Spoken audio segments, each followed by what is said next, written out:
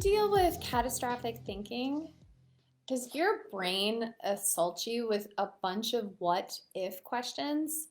If so, this is the video for you.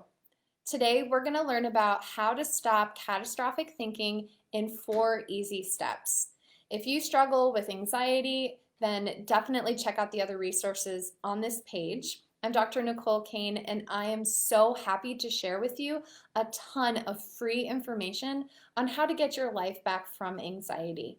So today, we're going to start by talking about catastrophic thinking and what if thinking so that you can know what to do about it in 4 easy steps starting right now.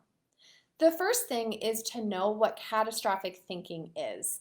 And catastrophic thinking is something that you were biologically wired to do. The brain, in an effort to promote your survival, is incredibly adept at looking for danger and anticipating danger. But the problem is if that brain starts to turn that danger searching dial way up and it starts to worry or think or obsess about things either too intensely, too repetitively, or that are too extreme and unlikely to happen given the actual reality of the situation. And so today, let's talk about what you can do about it. So the first thing is to know that your anxiety is trying to protect you. And we can actually use that protective mechanism to your benefit. So the first step is if your brain is engaging in catastrophic thinking, we want to select a time to actually honor that catastrophic thinking. And I use the term select a time because you have to live your life. You have to go through your day and follow your responsibilities and be free to think about other things besides what ifs, right? So the important thing is to designate time every single day to engage in catastrophic thinking. And then you want to use that time to create strategies and to use your other tools. So let's say that I'm having catastrophic thinking about what's going to happen when I get on an airplane, right? So my brain is anxious about it. And so if I have an anxious thought, the first step is I honor you thought, and we're going to think about this more at this time. And then you schedule time to actually actively think about that. And then when the time arrives, I want you to write down every catastrophic thought that you can think of, every worry, every thought, every fear, and then I want you to acknowledge it. So you're going to notice it, acknowledge it, notice that this part of your brain is telling you that this could happen, and then I want you to use it to create solutions. So if this happens, I'm going to do this. If that happens, I'm going to do that. Sometimes we worry about things that are out of our control, and so if you don't have solutions, try to solicit advice from somebody who might be able to help you with creative solutions, or if it is actually something that's out of your control, this is where we go to the second step. So the first step is to know that you're biologically wired to have catastrophic what-if thinking, and that it's your body and your anxiety doing this to try to protect you. The second thing I want you to know is that you can use that catastrophic thinking to create strategies that will actually protect you as opposed to you just getting caught unprepared, right?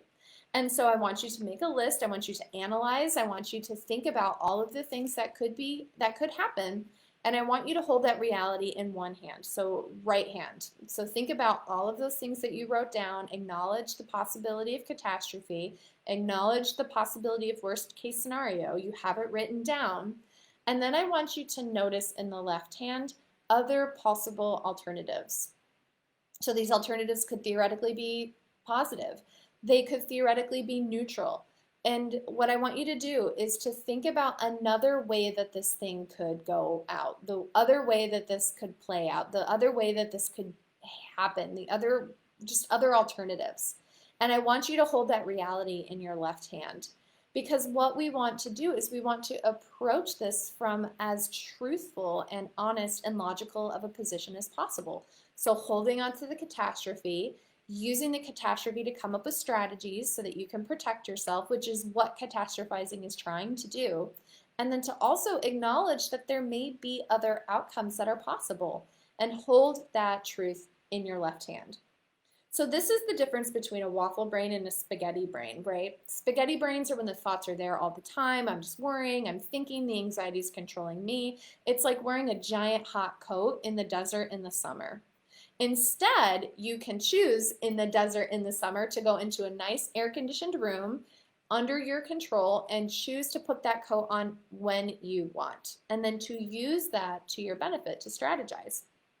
So we want to also think about how we can hold the opposites, how we can think about the waffle brain, partition our time, and then I have also written down the acceptance, acknowledging, and letting go. So once you've done this exercise, then I want you to let it go. And so this is where we get into redirection strategies. And so this may mean that you mindfully leave the room, that you turn the page and distract yourself with something else, that you turn the page over and choose something else to think about, or that you activate the 4S model, which are your 4 senses that you can trigger, like sight, smell, scenery, and sipping, which we've talked about in some of our previous videos, so that you put an end type on that. And then I have a strategy that I want to share with you really briefly. It's called the power model for writing your new story. And this stands for proof, opposite action, write your new story, emotional renewal, and repeat. So proof is when you have a catastrophic thought, I want you to write down the catastrophic thought, and then I want you to search for proof that this is what's going to happen. I want you to look for the evidence. I want you to look for evidence supporting it, and I want you to look for evidence that is against what your catastrophic thoughts are telling you is true. And then opposite action, I want you to think about what doesn't fit, what isn't logical, and what is a new opportunity. That's the left hand, right? And then I want you to write your new story. I want you to create a new way of thinking about this that will create the feeling that feels honest and true and good to you. So here's an example. Examples really help. I'm feeling anxious that the plane's going to crash tomorrow. What is the proof of that? Well, planes have crashed. What is the proof against it? Well, statistically, the plane is not going to crash because it's such a small number. I'm more likely to win the lottery, which I haven't won yet, right? And so write down the statistics, write down the odds, write down the proof, write down the opposite action. So the opposite action could be like the plane could fly and it could be pleasant and then it could land in my destination. And then write down my new story. Is in my example, I'm going to choose to get on the plane. I'm going to choose to accept the fact that the statistics say that it's very likely that it's going to land nice and safely. I'm going to choose to be calm in that moment. And then the next step is an emotional renewal. And so this is where you've deconstructed why you're feeling, why you feel that way. You've identified your facts. You've created a new narrative. And now we want to focus on how we can create that with problem solving. And so that may be writing a mantra, creating a panic pack that you can bring on the plane. So this is how you can renew that experience with actual tangibles. And then the last thing is repeat, where you just practice and repeat. So the 4 steps that I'm talking to you today about are catastrophic thinking or what if thinking. We talked about how it's biological and how we can actually use that tendency and that trait to benefit us. So 1 is the power method we just talked about.